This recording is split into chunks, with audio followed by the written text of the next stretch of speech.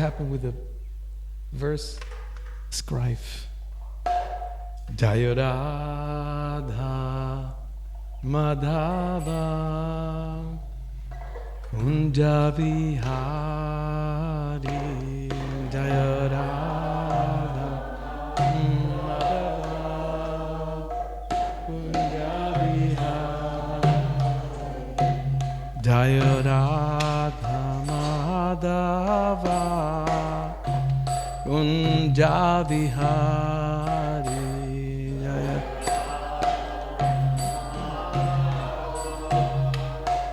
Kunjabi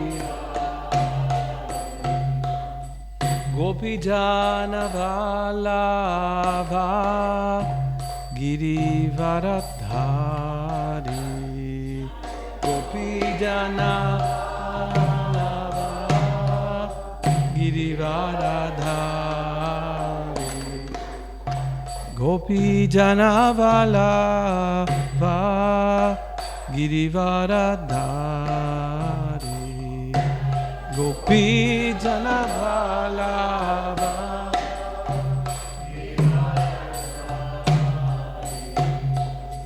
Jasodanandana Brajan Janaranjana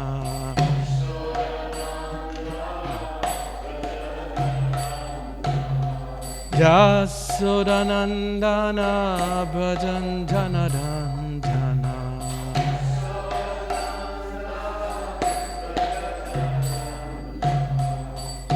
Jamuna Tira Vanachari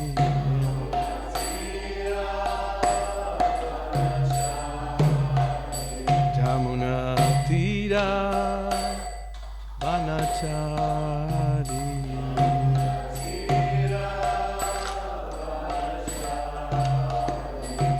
Jaya Radha Madhava Kunja Vihari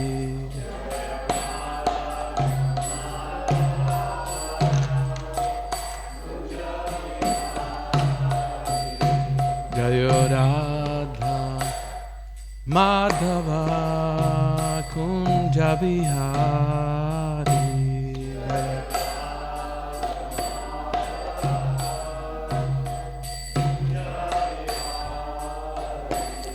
Hare Krishna, Hare Krishna, Krishna Krishna, Hare Hare, Hare Rama, Hare Rama, Rama Rama, Hare Hare, Hare Krishna, Hare Krishna.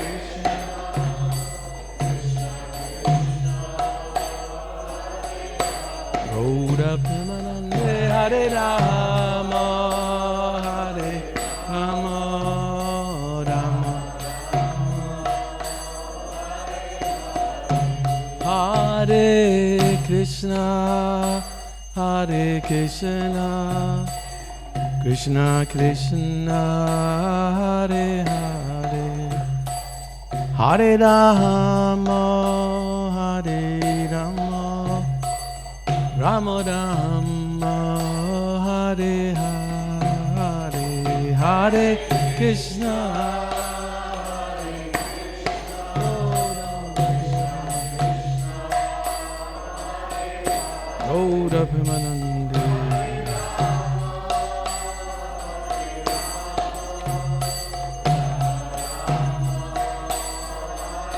Hare Krishna, Hare Krishna, Krishna Krishna, Hare Hare, Hare Ram, Rama Rama, Hare Hare.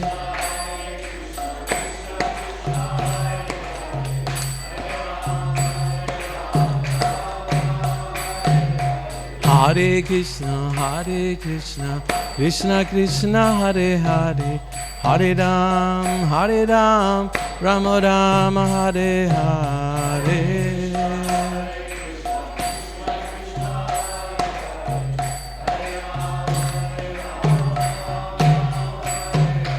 Hare Krishna, Krishna Krishna, Hare Hare, Hare Ram, Ram Ram, Hare Hare.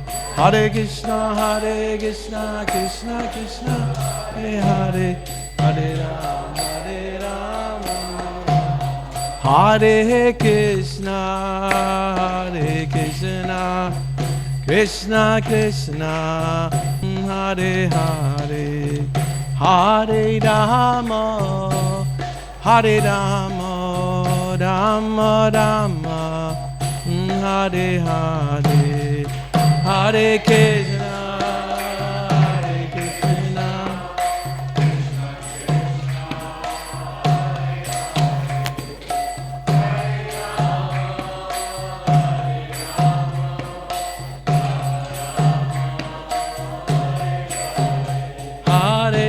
Krishna, Hare Krishna, Krishna Krishna, Hare Hare, Hare Rama, Rama Rama, Hare Hare, Hare Krishna.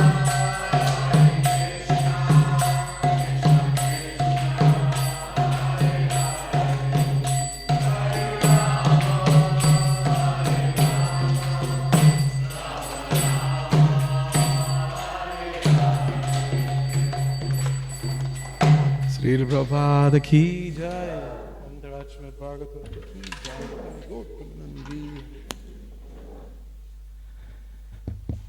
Om Namo Bhagavate Vasudevaya,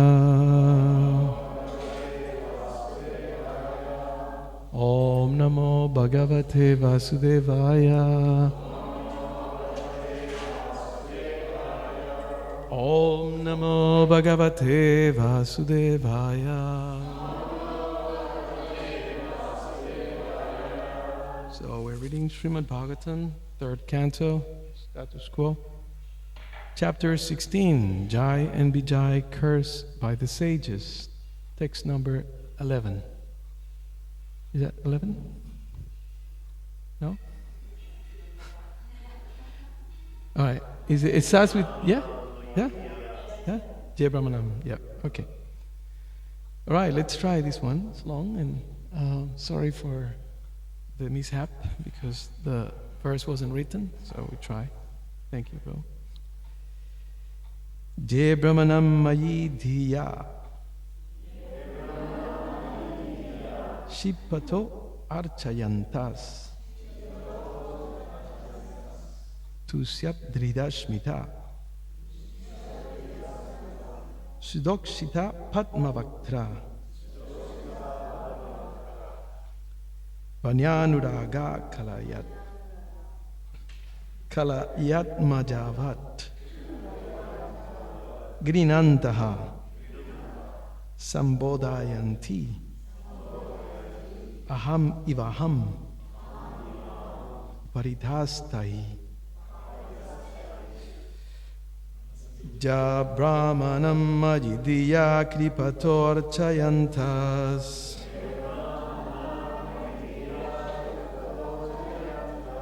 Je Brahmanam Majidiya Kripata Archayantas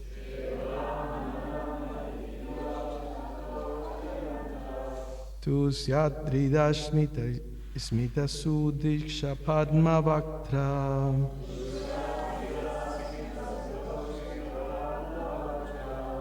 Tu Syadrida Smita Sudokshita Padma Vaktra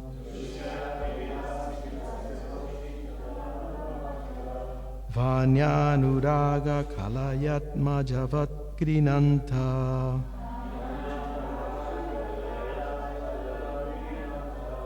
Vanyanuraga Kalayat Majavat Grinanta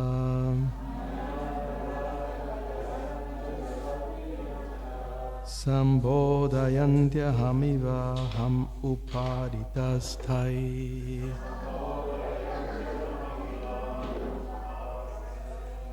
Sambodhayanti ham viva ham uparitasthai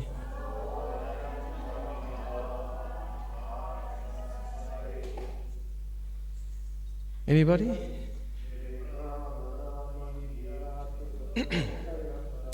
De Brahmanam Maidiya Kripato Chiyantas Tu Syadhridashmita Sudokshita Padma Bhaktra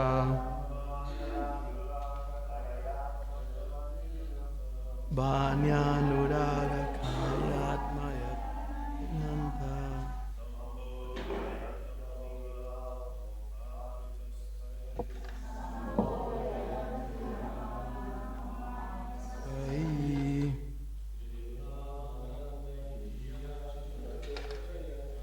De Brahmanam Idiyakshipator Chayantas Tu Syadhridasmita Sudok.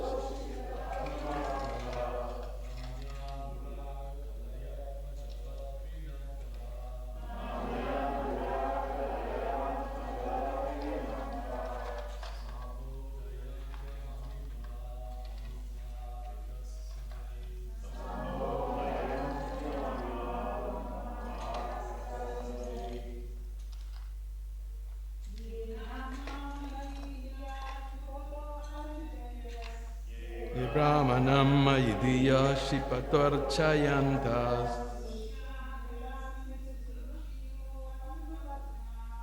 Shadridasmita Sudoks.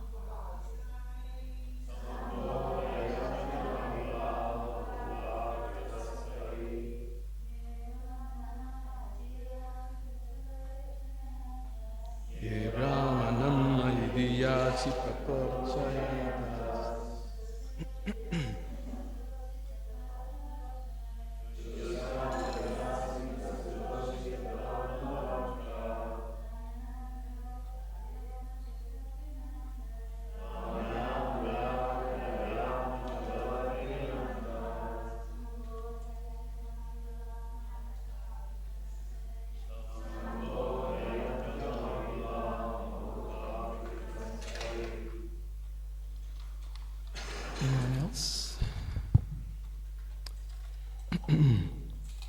Ye, which persons?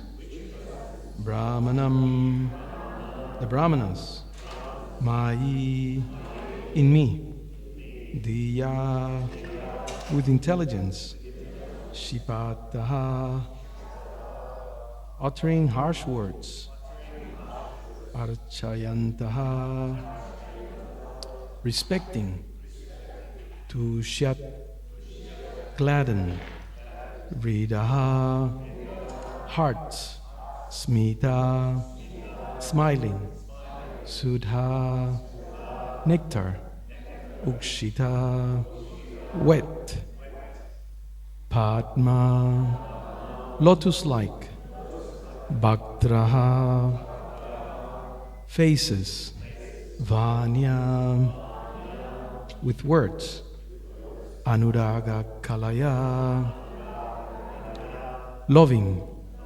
Admajavat, like a son, Grinanta, praising, Sambodhayanti, pacify, Aham, I, Eva, as, Aham, I, Uparitaha, being controlled, Tahi, by them. Translation, please repeat. On the other hand, they captivate my heart. They captivate my heart. Who are gladdened in heart. And who? Their lotus faces, enlightened by nectarian smiles. Respect the Brahmanas. Even though the Brahmanas utter harsh words, they look upon the Brahmanas as my own self and pacify them by praising them in loving words, even as a son would appease an angry father, or as I am pacifying you. On the other hand, they captivate my heart, who are gladdened in heart, and who, their lotus faces enlighten the nectarian smiles. Respect the Brahmanas, even though the Brahmanas utter harsh words. They look upon the Brahmanas as my own self, and pacify them by praising them in loving words. Even as a son would appease an angry father, or as I am pacifying you. Purport by His Divine Grace, A.C. Bhaktivedanta Swami Srila Prabhupada Ki Jai. It has been observed in many instances in the Vedic scriptures that when the Brahmanas or Vaishnavas curse someone in an angry mood, the person who is cursed does not take it upon himself to treat the Brahmanas or Vaishnavas in the same way. There are many examples of this. For instance, the sons of Kuvera, when cursed by the great sage Narada, did not seek revenge in the same harsh way, but submitted. Here also, when Jai and Vijay were cursed by the four Kumaras, they did not become harsh towards them. Rather, they submitted. That should be the way of treating Brahmanas and Vaishnavas. One may sometimes be faced with a grievous situation created by a Brahmana, but instead of meeting him with similar mood, one should try to pacify him with a smiling face and with a smiling face and mild treatment. Brahmanas and Vaishnavas should be accepted as earthly representatives of Narayana. Nowadays, some foolish persons have manufactured the term Daridra Narayan, which means poor Narayan, indicating that the poor man should be accepted as the representative of Narayan. But in the Vedic literature, we do not find that poor men should be treated as representatives of Narayan. Of course, those who are unprotected, quote unquote, are mentioned here. But the definition of this phrase is clear from the Shastras. The poor man should not be unprotected, but the Brahmana should especially be treated as the representative of Narayan and should be worshipped like him. It is specifically said that to pacify the Brahmanas, one face should be lotus-like. A lotus-like face is exhibited when one is adorned with love and affection. In this respect, the example of the fathers being angry at the son, and the sons trying to pacify the father with the smiling and sweet words, it's very appropriate. Om Jnana Timirandasya Jnananjana Salakaya Chakshurun Militam Jena Tasmai Sri Gurave Namaha Namah Vishnu Padaya Krishna Prastaya Bhutale Srimate Bhaktivedanta Swami Namine Namaste Saraswati Deve Gaudavani Pracharine Nirvisesha Sunyavari Paschatya Deshatarine. The verse again. On the other hand, they captivate my heart, who are gladdened in heart, and who, their lotus faces enlightened by nectarian smiles, respect the Brahmanas. Even though the Brahmanas utter harsh words, they look upon the Brahmanas as my own self and pacify them by praising them in loving words. Even as a son would appease an angry father, or as I am pacifying you. Srimad Bhagavatam, 3rd Canto, Chapter 16, Jai and Vijay cursed by the sages, text number 11. Srila Prabhupada Ki Jai. So in this section of the pastime, it is quite clear, and Srila Prabhupada mentions in the different purports around this verse, the message here is basically how to respect Brahmanas and Vaishnavas. In fact, we have to respect everyone, not only Brahmanas and Vaishnavas, but we have to respect everyone, as Caitanya Mahaprabhu explains in the 3rd verse of the Shikshastaka. Manadena. Mana in that instance refers to honor. So manadena means that you have to honor others. Like when you say namaste or namaskar, there is a verse in the Puranas that explains that when you do that, it's not just, a custom or some, strategy to get someone's favor. I remember the first time I went to the Loi Bazaar in the 80s, and I was surprised how they would sit you and feed you. In those days, I don't know now how it is, but I remember they brought samosas and linkas, and they sat us, and I thought, I hardly ever been treated like this. But later I knew, because we were foreigners, they thought, we had money or whatever. We were brahmacharis, a couple of Latins, Prem Bikashro and someone else, I think.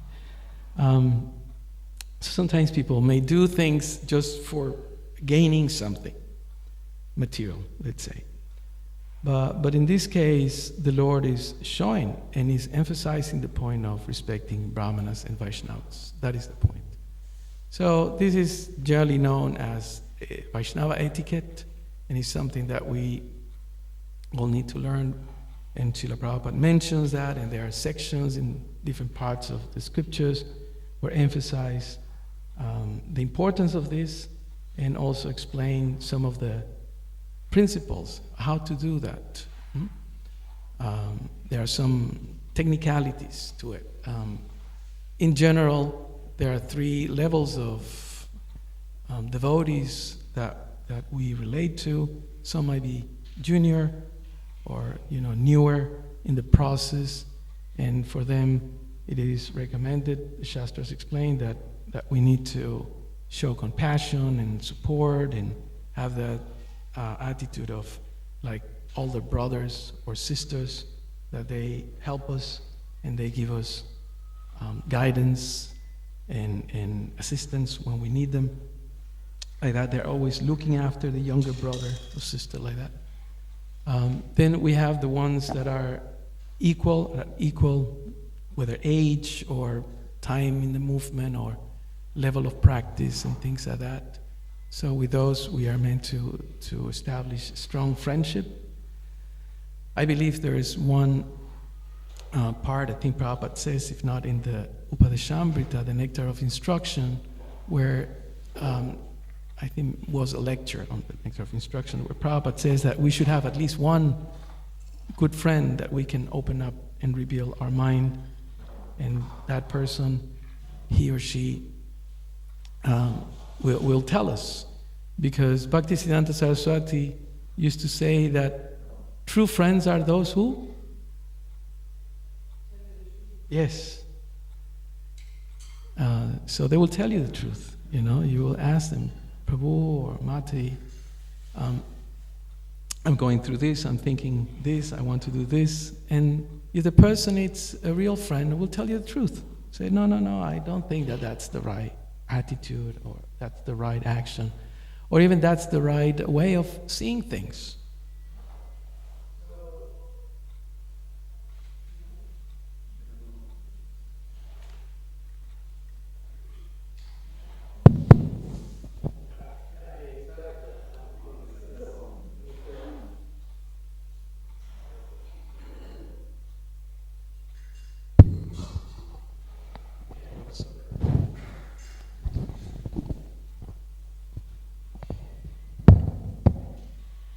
So the Vaishnava etiquette is crucial, it's essential, and Srila Krishnadas Kaviraj Goswami explains in the Caitanya Caritamrita that we cannot obtain love of Godhead unless we apply Vaishnava etiquette, right? So what is Vaishnava etiquette? First of all, we have to identify what is a Vaishnava, what is a Brahmana. Sometimes Prabhupada uses the term Brahman and Vaishnava interchangeably, right? In one of these purports I was reading, he says Brahmana is Vaishnava and Vaishnava is Brahmana, like that. And there is a depth to that statement, because we may say, okay, we see so many Brahmanas in India, and I understand that even the great demons, may have the Brahmin thread, Prabhupada used to say, of course, the value of the Indian money has changed, like every currency in the world. But Prabhupada, in his days, he would say the 10 paisa, thread, because when you take second initiation, you take this thread, this Brahmin thread, and nowadays I don't know how much they cost, but now they sell them in bundles, right, in Navadvip or Vrindavan. So if you go in those days and buy for 10 paisas, which was like cents for the rupee, then if you wear one of those, then you are a Brahmin or a Brahmana. People go, oh, he's a Brahmin. So Prabhupada would say, don't become a 10 paisa Brahmana. Right? So you just buy one and like that. And the Shastras explain, and I was trying to find the source, but I'm sure it's from some Purana. And Prabhupada often quoted that line, Brahman janaiti iti brahmana. That one who understands Brahman, one who understands spirit, right? And Prabhupada translates that as the Supreme Spirit. Because Brahman it's a word that needs to be understood. In the Srimad Bhagavatam, in the first canto, second chapter, is it second or first? Brahman Paramatman Bhagavan. Padanti Tattva Vedas. Second chapter? Are you sure?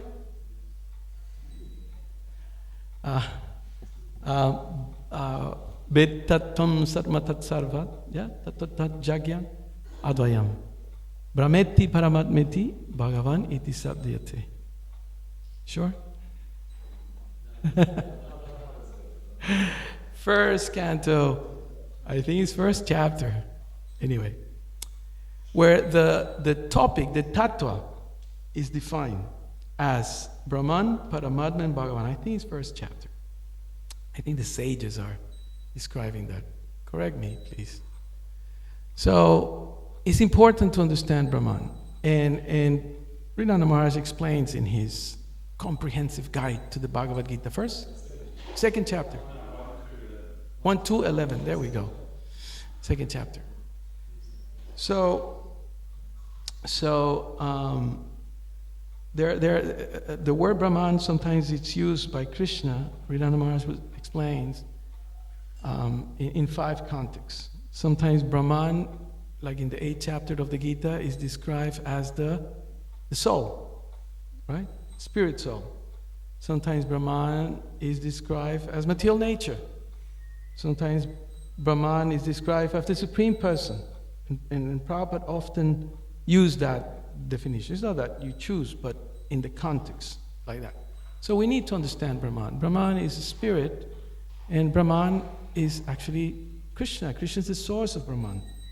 He explains in the Bhagavad Gita. So in whichever way the word Brahman it's used, it represents Krishna. So whoever understands Krishna, that's why Prabhupada says Brahmana means Vaishnava and Vaishnava means Brahmana. So the one who really understands spirit or the Supreme Spirit, then he's a Brahmana. Brahmana janiti iti Brahmana. That person is a Brahmana. So he understands who we are and what's everything. Everything is Krishna, right? Everything comes from Krishna. So in that sense, it's not different. Different and not different, yeah? And Vaishnava, what is a Vaishnava? Also Prabhupada used to use this definition. What's that? Vishnar asya devata iti Vaishnava. That person who's devata. Devata also is like devotee. Devotee means committed. And Prabhupada uses the term accepted. And the way that it's translated is accepted. Someone who accepts the Supreme Lord, Krishna, Vishnu, as his or her goal in life, that is a Vaishnava. That person is a Vaishnava. So those are the definitions, Brahmana and Vaishnava, and we are meant to respect them. That's the idea. Now, question for everyone. Why do we have to respect Brahmana? Why is it so important that we have to respect Brahmanas and Vaishnavas? Why? I'm sure you have many good points on this. I'm not looking for that unique answer. Yeah, that's a good point. And that's the main point, actually. Because a Brahmana is a true Brahmana, represents Krishna. And represents means that. Present again. Represent, right? And here, we have this very unique, it's kind of out of script, that Krishna appears. It's like the director of the movie, as we know, this pastime is taking place, and Krishna wanted, as we often hear from the acharyas, from Prabhupada, from the Bhagavatam itself, he wanted to have a good fight, right? And therefore he engages his, doormen, his porters from the spiritual world. But more than that, he wanted to represent what does it mean to be unfavorable to the Lord. And then he wanted to establish Dharma Samstapanartaya in the Bhagavad Gita, chapter 4, that where he says that I come to establish Dharma. And Dharma, Prabhupada translate as characteristic. That's the main translation that Prabhupada will give to the word. Sometimes we say religion or duty and things like that. But it's a characteristic. And he will use the examples. Often he will do that class after class. What is the dharma of sugar? Sweetness, right? And what's the dharma of chili? Lanka. Yeah, it's hot, very hot. So that's their dharma. Doesn't matter what, that's their dharma. Some might be milder or hotter, like that. So the dharma of Krishna is that we have loving relationships, and he is a loving person, and he has loving relationship with his devotees, right? And he expects, and Srila Prabhupada often will give this example, that just like the father is loving towards their sons and daughters, he expects that the sons and daughters have loving relationship amongst themselves. And when the sons and daughters have issues, what happens? The father or mother steps in, right? Is that a common thing? Stop it. You go here. You're grounded. Right? I remember my kids had 2 boys, and whenever they fought a lot. They play a lot and fought. That was part of the play. And whenever I'll get and intervene, they always say the same thing. Dad, you got us in trouble. I didn't get you in trouble. You got in trouble because you were throwing things at each other or something like that. But they always say that, You see that? You already got us in trouble. So sometimes the father needs to intervene. And this is one of those instances where Krishna intervenes. He comes into the scene, to the stage, and then he says, okay, what's going on? Basically. And then he starts having a very respectful, or showing a very respectful attitude towards the Brahmanas. And who are the Brahmanas in this case? The Kumaras, right? So he's favoring them. Although the Brahmanas had cursed them. So the ones who got angry, we may say, devil's advocate, of course, that's a heavy word, but the Jai and Vijay, they were just doing their job, right? They were just doing their thing. They are meant to stop people who they thought they were not fit. But of course, that was a mistake. But they were just following orders, shall we say. But then when the Kumaras wanted to enter, then Jaya and Vijaya stopped them, and they got angry, and then they cursed the 2 doorkeepers, right? So in one sense, one may say, okay, they are the ones who were at fault. But when Krishna came, what happened is that he favored the Kumaras. He says, no, it's Jai and Vijay, the ones who committed a mistake. And I'm ready to cut one arm, I think one of the verses says, right? I'm ready to cut one arm. And mind you, in Vedic terms, when you say something, you mean it. It's not like, I'm going to kill you. No. In Vedic terms, that meant that someone's going to pay seriously for that. And we have plenty of stories like that in the Mahabharata, for example. I'll drink the blood of you. It's literal. That's what will happen. People don't say things without meaning it. That's why my Guru Maharaj, Sajapataka Swami, whenever somebody says something, he says, don't say it, don't say things like that, because if it's negative, it attracts negative. Or if you say, I'm ready to, I remember once we were going to Puri, I think it was 1988, the beginning of the safari that he organized after Gorpunim. And anyway, one devotee forgot something in Bhubaneswar. We went to see Gaur Govinda Maharaj with a group of devotees, and then we were going to Puri. And one devotee, I think, forgot something. I forgot exactly the detail, but I remember the scene. And the devotee said, I might as well just walk back to Bhubaneswar. We were already on the I don't know, highway, freeway or something. And then my Guru Maharaj said, stop the car. Pandava Prabhu was driving, an American devotee, and he stopped the bus, says, go, walk now. What was his name? Not Chiteshwar, Sudajit, that was his name. And the devotee was a bit shocked, and there were like 3 buses, so the buses stopped and says, go, now. And the devotee, he just got down. But he was very angry. That was the point. I remember he was very angry. He says, I might as well just go back, something, because there was some they forgot, I forgot now what was it. And the devotee just walked down and started walking.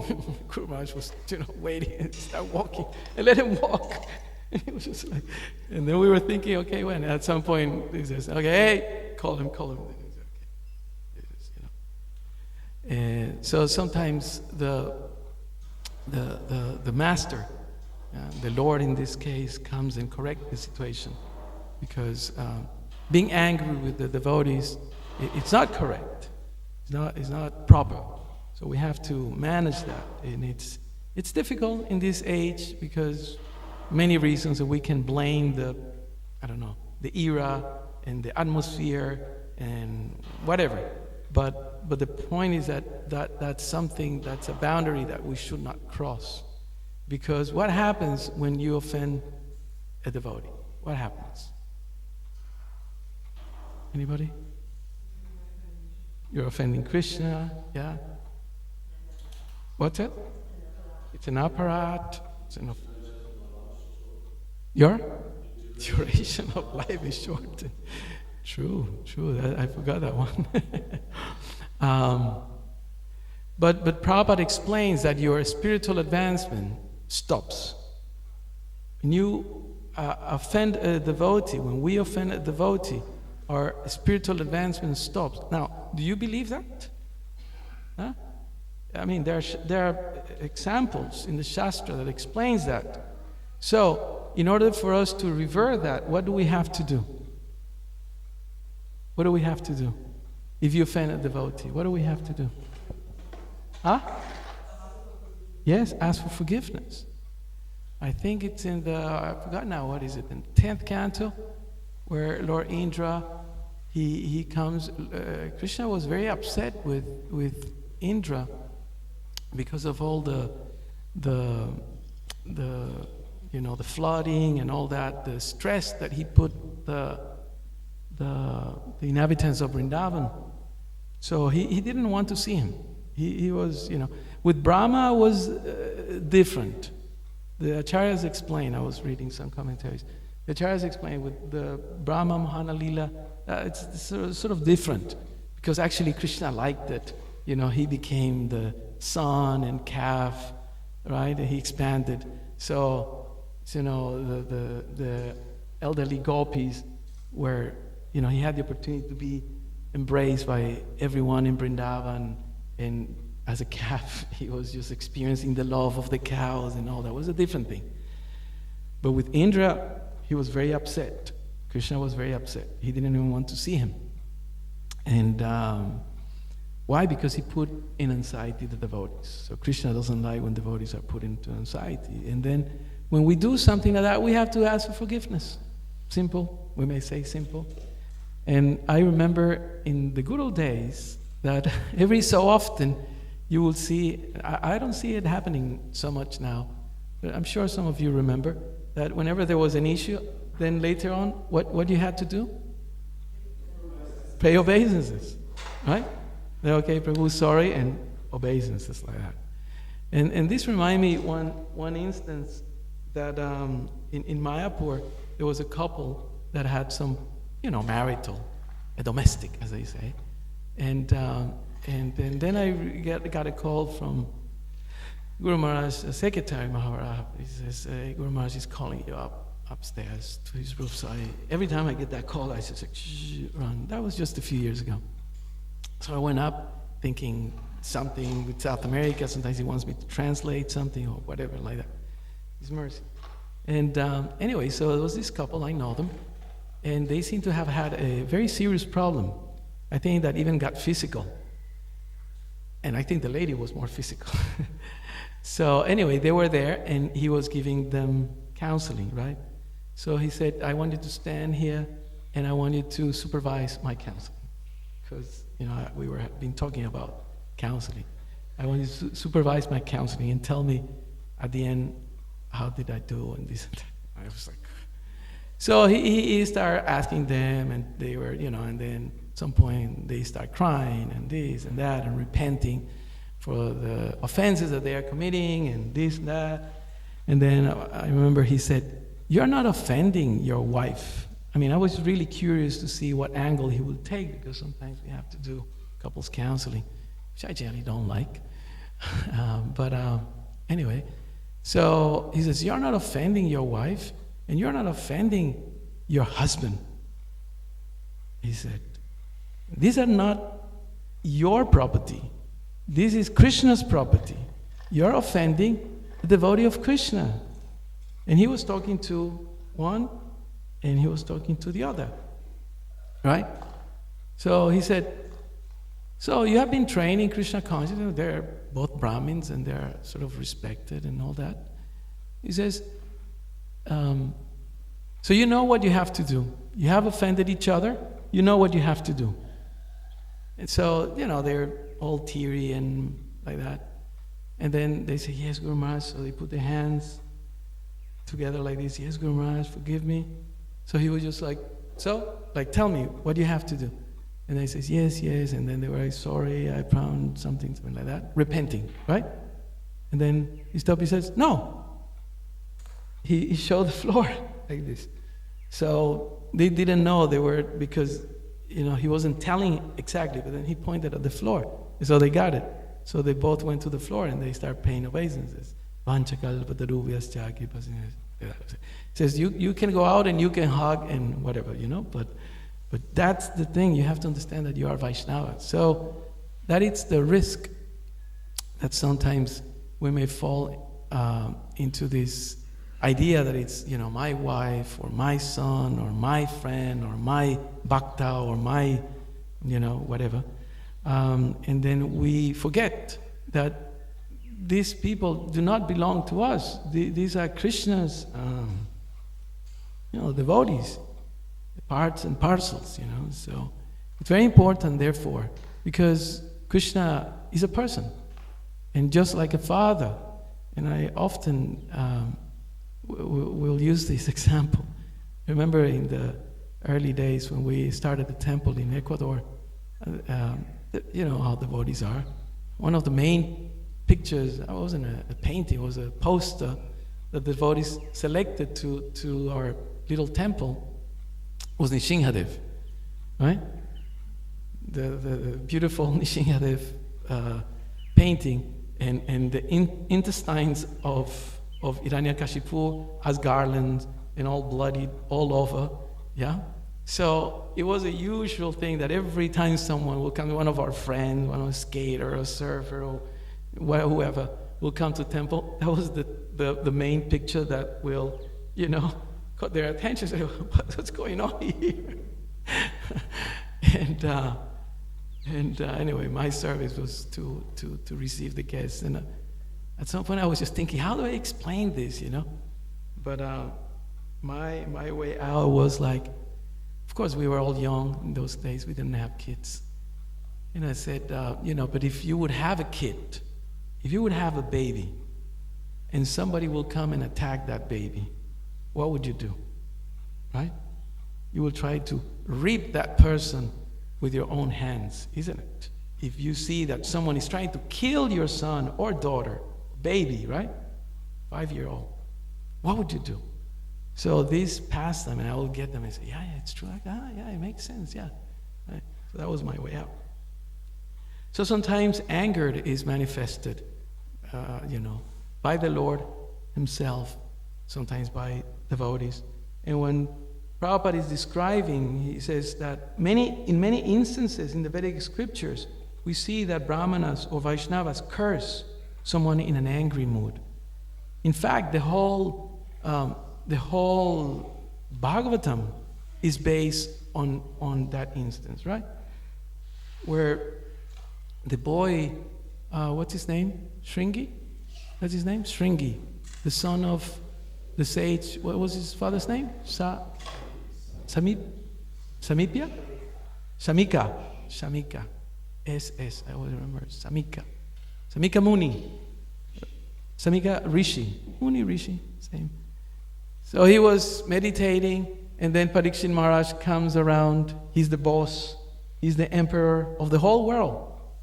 Right? So he's doing his rounds, and then he sees the sage, and he was very thirsty and very tired and all that. And then when he saw that the sage didn't pay attention to him because he was absorbed in his meditation, samadhi, he was just, not in this planet. He was out of earthly consciousness. Then he felt offended. And then as a kind of a sarcastic action, then he just took with the sword a snake, the skin of a snake, and put it like, okay, that's the respect that you're giving me, right? That, you're so absorbed in your meditation, and I'm going to give you my respect to you, right? Because Brahmanas are meant to be honored. So then he went and then he put the garland, and this is the snake, that snake that was there. So then, when the whole incident was about to end, then his son realized. Prabhupada, I think he says in one lecture that the son was playing somewhere with other Brahmin boys, and because they have these mystic powers, Brahmins, advanced Brahmins, rishis, they can see things, they can understand things. They're very what do you call that? They're very intuitive. They can sense what's going on. And then when he realized that his father has been so insulted, then he sent that curse. He was a young boy, so he didn't have much maturity, and then he cursed Parikshit Maharaj to die in 7 days. So it's such a terrible thing. Imagine, huh? Imagine. It's like nowadays, how many people curse presidents and prime ministers? It's like a daily thing. Yeah, I wish you this, that, the other.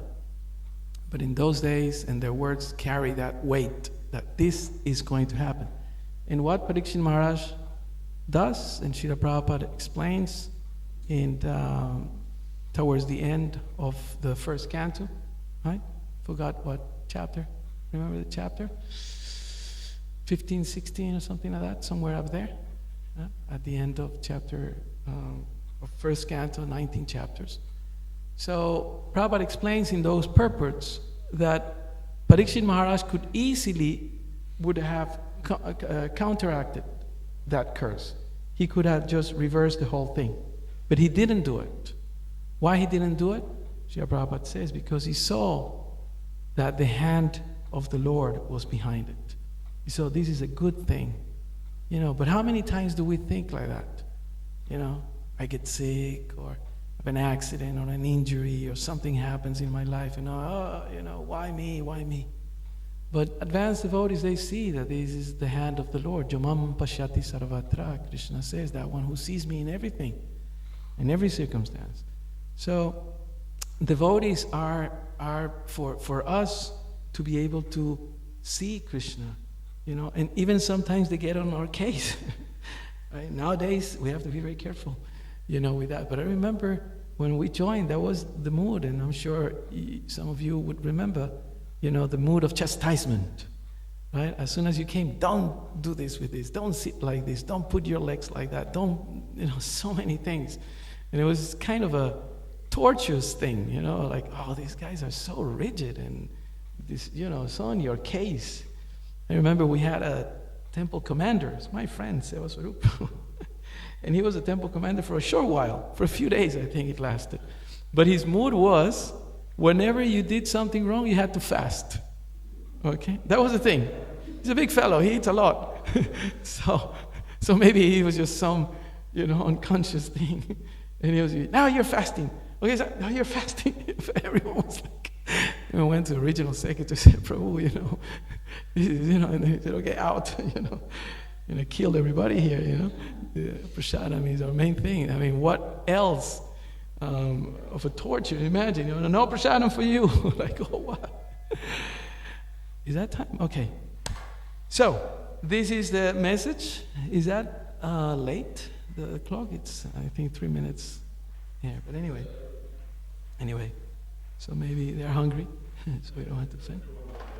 They are 1 minute earlier. Okay, right, okay. Okay, so that's the message, and I wanted to read some things from Bodhisattva. We don't have much time, but the message is that we need to respect Brahmanas, we need to respect Vaishnavas. Why? Because they are parts and parcels of Krishna, and Krishna is happy when we, what does he say here? How do you have to greet devotees? I mean, let's see if we remember what Prabhupada says. How? What's the example that he gives? Like a? Your face needs to be like a? Lotus. Right? It's an offense to not receive Vaishnavas with a gladdened attitude. That in itself is an offense, isn't it? And many times Prabhupada brings this point in the 7th canto. I remember, a place where a Vaishnava arrives and you don't feel happy about it, that's considered an offense. Imagine. So when we see devotees, we have to be, it's so nice to see devotees. But how many times, in my case, who's this guy? What is he up to? What is she thinking? She must be tripping on this and that. Yeah, sure, yeah.